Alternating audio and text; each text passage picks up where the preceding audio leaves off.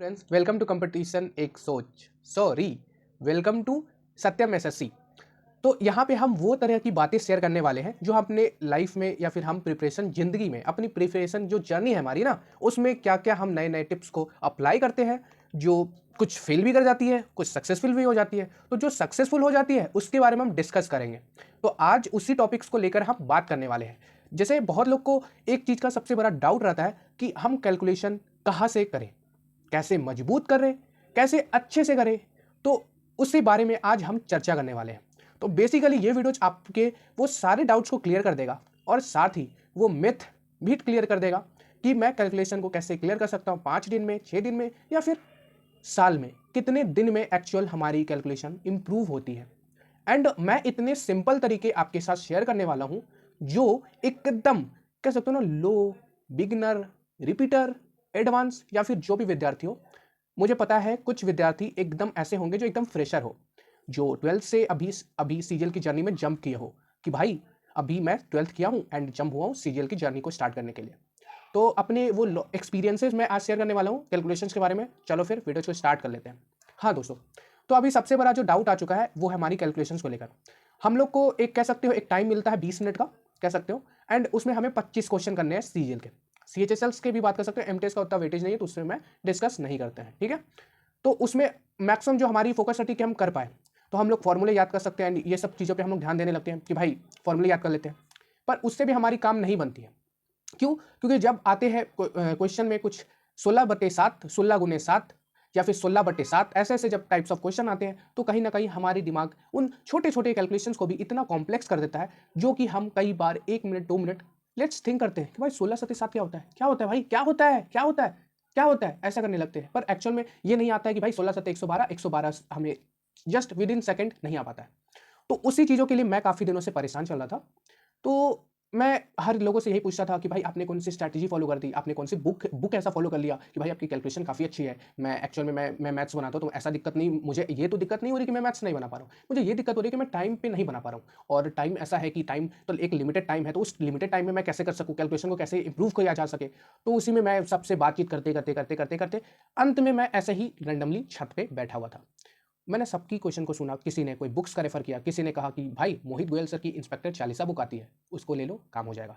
किसी ने कहा कि भाई गगन प्रताप सर की आपकी शॉर्ट ट्रिक जो होती है ना, कैलकुलेशन किंग करके बुक आती है, भाई उसको ले लो। किसी ने कहा भाई तुमने रेमो सर की वो बात सुनी है, रेमो सर ने बहुत पहले ना एक कैलकुलेशन करके वीडियोज बनाई थी, वो देख लो।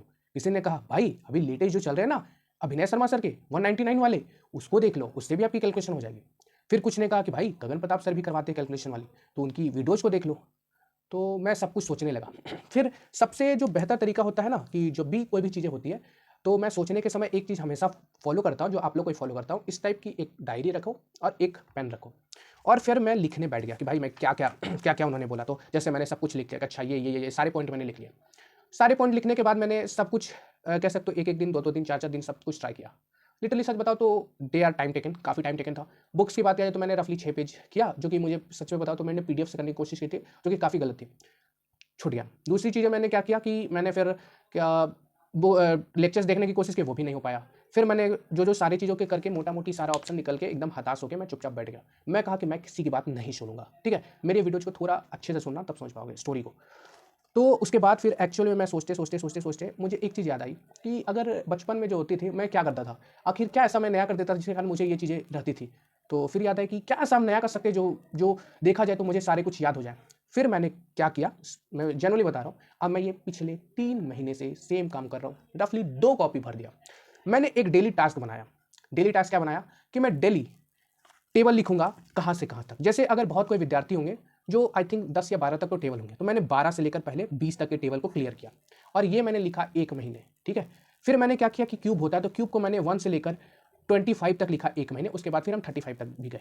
उसके बाद फिर मैंने स्क्वायर किया 1 से लेकर 50 तक, जो कि मैंने लिखा, इसको भी 1 महीना लिखा। फिर 20 इसको मैं 2 फेज में लिखा, पहले 1 से 30 एंड देन 30 से 50 तक। फिर मैंने क्या किया कि इसके बाद मैंने परसेंटेज के फॉर्मूले लिखे कि कि परसेंटेज के कई बार क्या होता है ना कि हम लोग फॉर्मूले याद तो कर लेते हैं पर वो ज़्यादा समय तक रिटेन नहीं हो पाते। क्यों? क्योंकि हम लोग एक लैक ऑफ इंटरेस्ट लगाते ही नहीं फॉर्मूले में, और ये एक बोरिंग काम है दोस्तों। इसको आप सोचोगे कि बहुत इंटरेस्टिंग है, तो नहीं है इंटरेस्टिंग, ये एक बहुत बोरिंग काम है, जिसकी वजह से मैंने इसको भी ट्राई किया एंड सब कुछ मैंने फॉर्मूले हो सारे कुछ हो, फिर मैंने धीरे धीरे चीज़ें करके लिखना स्टार्ट किया। बहुत ही लग रहा हो कि भाई तुमने क्या बता दिया, तो सबको पता है, पता सबको है, करता कोई नहीं है। और उसी मार्केट को कैप्चर करने के लिए कोर्सेस ये वो आए चुके हैं। ये कोर्सेस आपको कहीं ना कहीं वो पुश करते हैं, पर वो सेटिस्फैक्शन नहीं देते, क्योंकि वो काम जो आप कर सकते हो, जो काम आप 10 मिनट में कर सकते हो, ये 1 घंटे का टाइम ले जाते हैं।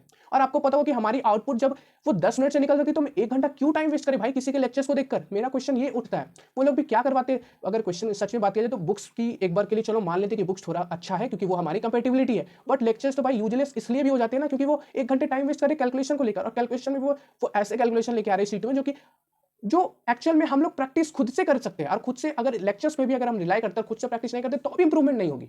तो फिर मैं आपको पहले आपके स्क्रीन के सामने देखने को मिल रहा होगा कि मैंने कैसे फॉर्मूले लिखा।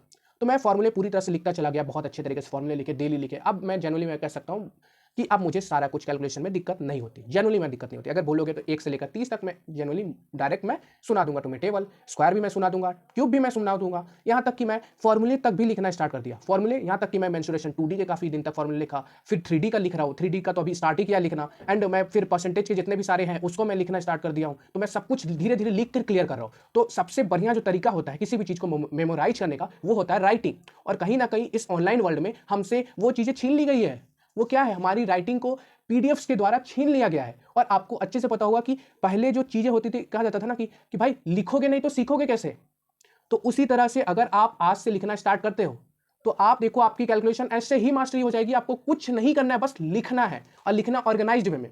और उसकी भी अगर आप बोलोगे कि भैया लिखते कैसे हैं, कैसे करते हैं, तो आप नीचे डिस्क्रिप्शन में टेलीग्राम ग्रुप मिल जाएगा, उससे मैं एक डेमो पीडीएफ दे दूंगा, या फिर आप कमेंट्स में जवाब नीचे मांगना कि भाई मैं कैसे लिखूं, मैं आपको उसका भी जवाब दे दूंगा। इस तरीके से कैलकुलेशन को आप अच्छे तरीके से क्लियर कर सकते हो। तो मोरल ऑफ द स्टोरी यही है कि ज्यादा टीचर्स बुक्स के चक्कर में मत पड़ो, खुद पे रिलाई करो। भाई सिलेक्शन तुम्हें लेना है, उनके लिए जस्ट एक मार्केट है। उन्होंने देखा कि भाई बच्चे कह रहे हैं, बच्चे के पास क्वेश्चन है, पर एकदम सीरियस बच्चा जो होता है ना, सीरियस बच्चा, यहाँ पे अगर कोई फालतू के बच्चे देख रहे हैं तो भाई निकल जाओ, तुम इस वीडियो के लायक ही नहीं हो, मैं जनरली बता रहा हूं।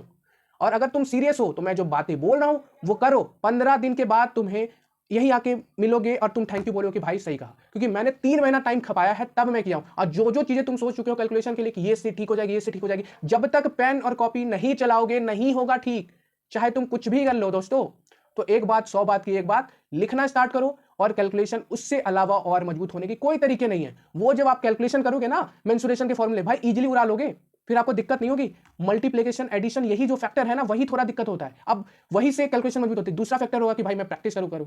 तो प्रैक्टिस के लिए भाई अब चाहो तो बुक उठा सकते हो किसी भी टीचर इंस्पेक्टर 40 या फिर कैलकुलेशन किंग की, बट उसके भी नीड नहीं, उसके भी बहुत सारे एप्लीकेशन आते हैं। प्ले स्टोर पर ढेरों एप्लीकेशन है, वो आप भी करना स्टार्ट कर देना, देखना कैलकुलेशन आपकी आ जाएगी हाथ में। तो आई थिंक आप लोग समझ गए होंगे मेरी स्टोरी से। मैंने इसलिए थोड़ा सा भाषण दिया है ताकि शुरू से आराम से समझाऊं, ताकि बुद्धि थोड़ी जाए। सीरियस बच्चे हो ना भाई, तो थोड़ा सा बुद्धि लगाओ। मिलते हैं नेक्स्ट वीडियो के साथ।